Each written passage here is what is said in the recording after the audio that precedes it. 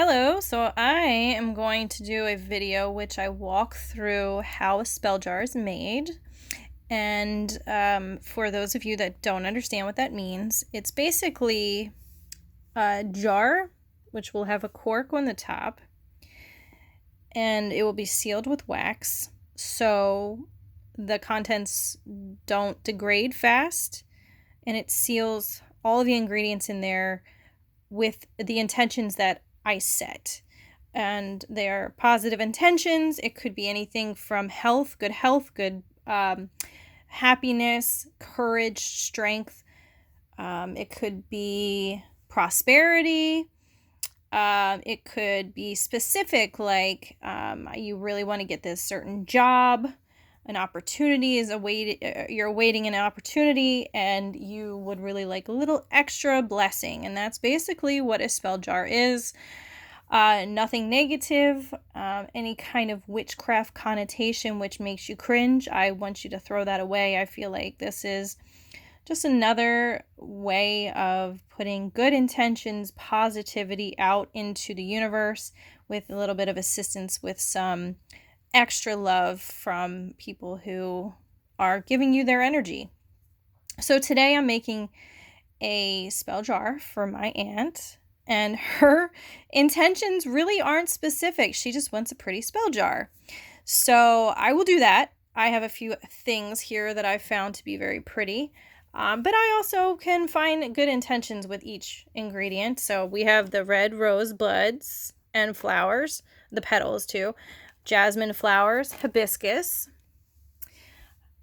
calendula, juniper berries, and then I'm going to throw in some fluorite, lapis lazuli, and clear quartz.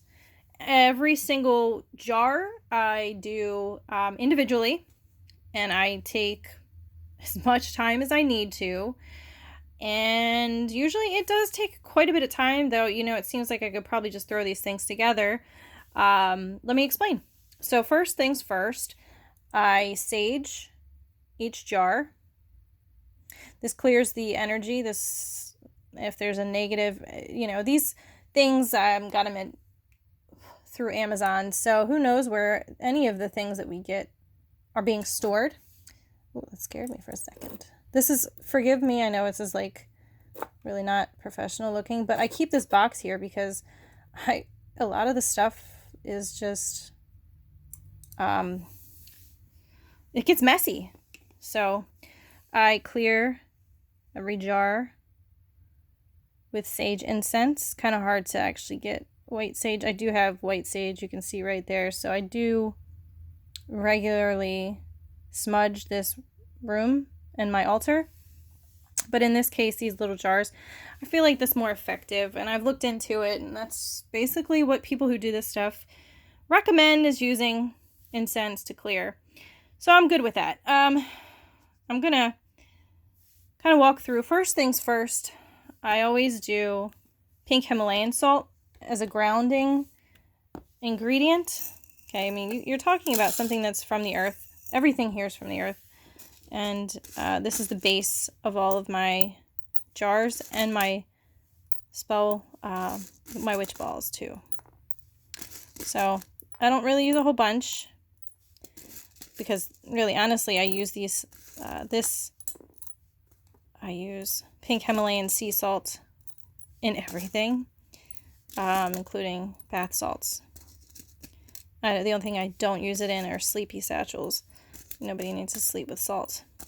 But I do throw in some like rosebuds and chamomile in the sleepy satchels. So that's it. That's the base. And then we're going to make something pretty, right? So I will begin with some calendula. Now, calendula could be used for several things. I'm going to give her the intentions of energy and healing and love. Energy, healing, love. So that's what I do. I'm going to say, my intention with this calendula is to give her energy. Everybody needs energy. It's a crazy world. I feel like there's not enough time in the day to do what we need to do. So with this calendula, my intentions are to give her plenty of energy, the strength to get through her day. Of course, lots of love. And she has plenty of ailments, and it would be great if we could help her heal a little bit. The next thing I will throw in there would be probably, let's do some rosebuds. I'm trying to do this all with one hand. I like the effect. See, I really get a kick out of the whole candle thing. I really enjoy sitting around a candle or two. I have a bunch of candles, but not all of them are real. Okay, so I got red roses. I will throw a little bit of more love and healing and luck. Who doesn't need some luck? And protection against any evil eye or anything negative that comes to her. And of course, joy and peace. So that's some of the things that the red roses symbolize. And I know this is super ghetto, but I use a paper clip to kind of push it down because it's going to get a little packed in there. Next, I'm going to throw in some jasmine. I think jasmine's really pretty. Jasmine's really pretty. Jasmine's actually an energizing, it's an energizing flower. It's promotes calmness, like a calm alertness, right? So it doesn't give you an overwhelming amount of energy, but it's going to keep you alert. That's what we need every day. Keep your head up, keep your eyes up, keep your eyes forward, keep it moving. And though also motivation, encouragement. Okay, so a little bit of that. And let's go to the next thing. How about juniper? I love juniper. I've found that there's so much with juniper. I have my own list of, there's just so much to learn. But on my webpage, on my Facebook page, I have a menu. So it should make it pretty easy for anyone who wants to order. Juniper, for her, we're going to give her some good health. So with each one, there's your good health, Aunt Geraldine. More protection. She's wise. So, prosperity. If you're playing any numbers, I hope this helps. Push it down, push it down. Kind of hard to do this with one hand. Oh, there we go. Fell down. Okay, that's good. And then, let's see, do I want to add any more? Protection. Protection. Lots of things, lots of crazy stuff going on out there. Doesn't hurt to be protected. And finally, my last flower goes in. It's hibiscus. These are kind of big. So, and peace. Peace and love. See if we can shove that in there. It'll break probably, but it's still a really pretty flower. It's nice, deep dark red. Okay. One more for good measure. See? Just, the point of this is not only to show you what I'm doing and how this is done, but I really want to help people understand that what they call witchcraft isn't all voodoo, and it's not all negative, and it's not all hexes. What it is for people like me and the people in my circle, we really love to use our energy to help other people, and that's what we do. So the next part of this, what I like to do to wrap up, there's two last steps. That would be adding stones. These are healing stones. Before I ever got into any, that was the first thing that I ever did, was really delve into crystal. When I was very young, one of my aunts was a witch. And I started, she gave me some of her stones. Some of her stones I still have to this day. And I've always had a fascination with them. I think, first of all, they're beautiful. They are, so these are green, these are dark blue, and these are clear. The point of the healing factors behind these are, so fluorite, this would be good for opening heart to love, dispelling negative energy. For those who have an addiction, it's anti-addiction, and it also encourages creativity. So I'm going to throw this in here for some creativity, because who doesn't need a little bit of creativity in your life? Sit down, do a puzzle maybe. A little bit of creativity there. And then the lapis. I really like lapis. It's white, blue, and it's got flecks of pyrite, which is basically fool's gold. And it's obviously like gold color.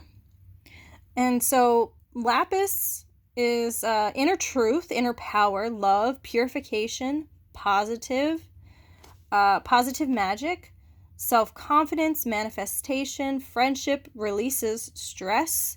For those of you that are stressed, the lapis is really good for that. Brings inner peace, compassion, morality, creativity. All amazing qualities in those little stones right there. And then I'm going to top it off with the clear quartz. Clear quartz is one of the stones that are considered master healers. So it amplifies all of the properties that all the other stones are, that they encompass. So like, for example, I have a clear quartz here, which will strengthen my rose quartz, which is a self-love. And then the smoky quartz is another really awesome stone, which kind of helps me with protection stuff. So, you know, don't want any bad juju in here. And then finally, the last thing that I do with every spell jar is I top it off with an oil. And this is a rose oil, and this is a brand new one I just got. I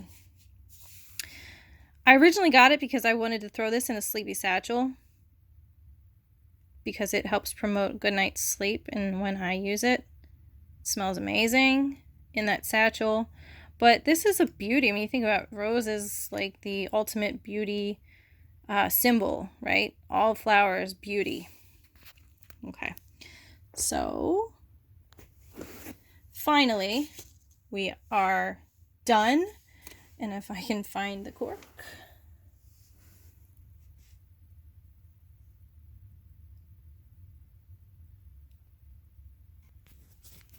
All right, topping this really pretty spell jar, which was just meant to be pretty.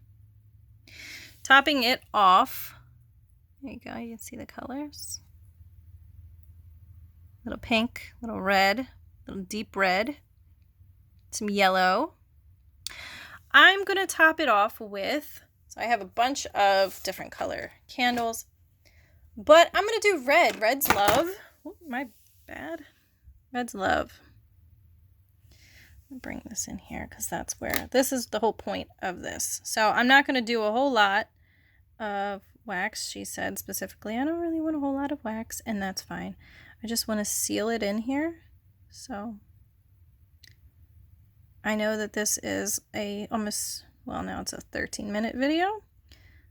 And that's fine, because I just want to let everyone know this is really what goes into every single jar that I make.